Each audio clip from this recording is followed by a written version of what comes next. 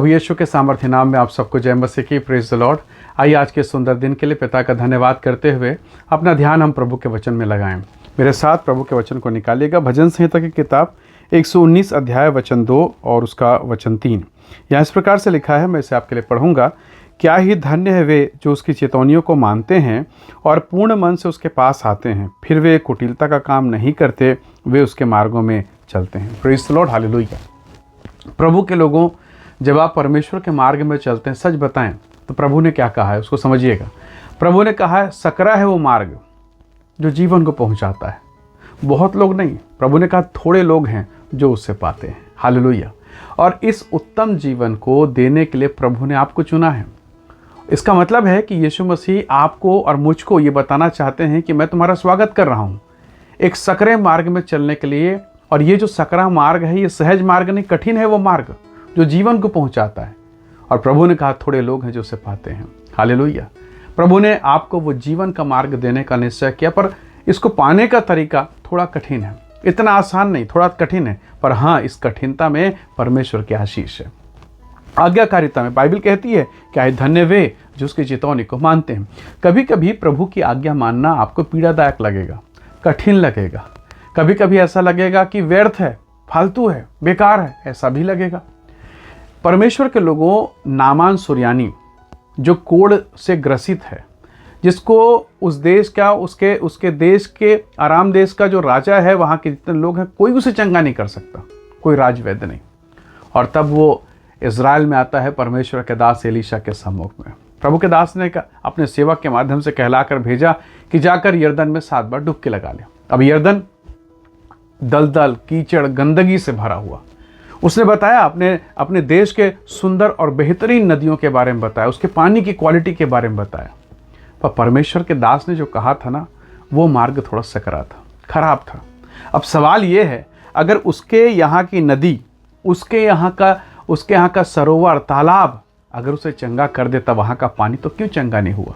फिर यहाँ क्यों आया है? प्रभु के दास ने कहा कि जाकर वहाँ डुबके लगा ले। थोड़ा कठिन लगा, क्योंकि जब वो देखा कीचड़ है, गंदगी, शायद दुर्गंध आ रही, बास आ रही, कैसे जाए।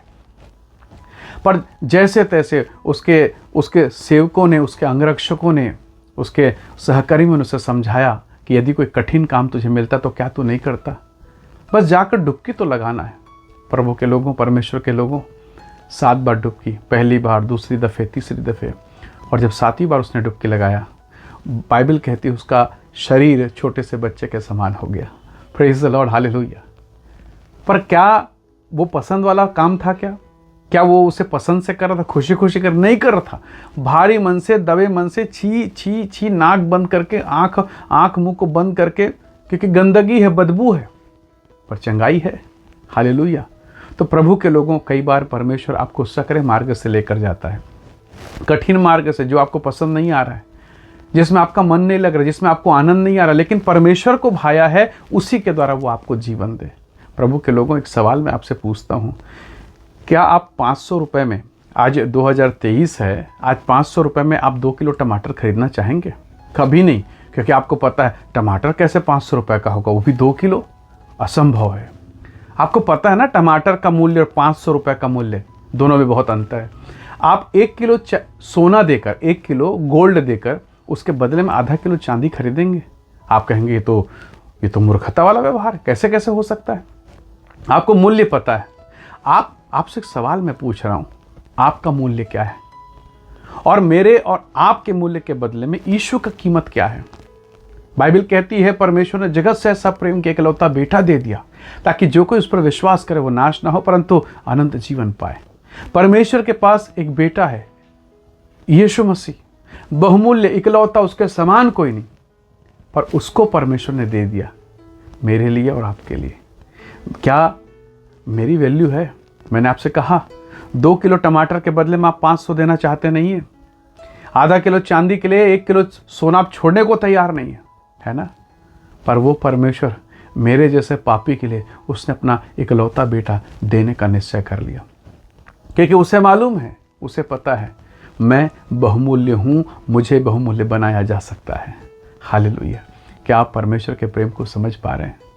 जिस दिन नामान सुरयानी ने परमेश्वर के अनुग्रह को समझा, जब वो चंगाई को पाया, वो जाकर उसी एलीशा के सामने मुंह के बल गिरकर दंडवत किया, रोया और उसके पांव के नीचे की मिट्टी को उठाकर लेकर कहा कि धन्य इज़राइल का परमेश्वर। हालेलुया। प्रभु के लोगों, शायद आप एक कठिन मार्ग से होकर गुजर रहे हैं, जीवन के पीड़ादायक स्थिति से होकर गुजर रहे हैं। कई बार आपको लगता है कि मैं घर का किराया पटा पाऊंगा कि नहीं, बच्चे का फीस दे पाऊंगा कि नहीं, कैसे होगा, मेरा लाइफ में फंस गया हूँ, कोई उत्तर नहीं, उपवास और प्रार्थना करके मैं त्रस्त हो चुका हूँ, मेरी कोई नहीं सुन रहा है।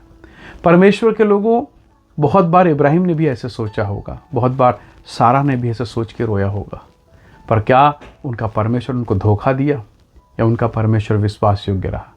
यदि वो परमेश्वर विश्वास योग्य है तो वही परमेश्वर आपका परमेश्वर है, वह भी आपको कभी धोखा नहीं देगा, वो आपको उठाएगा।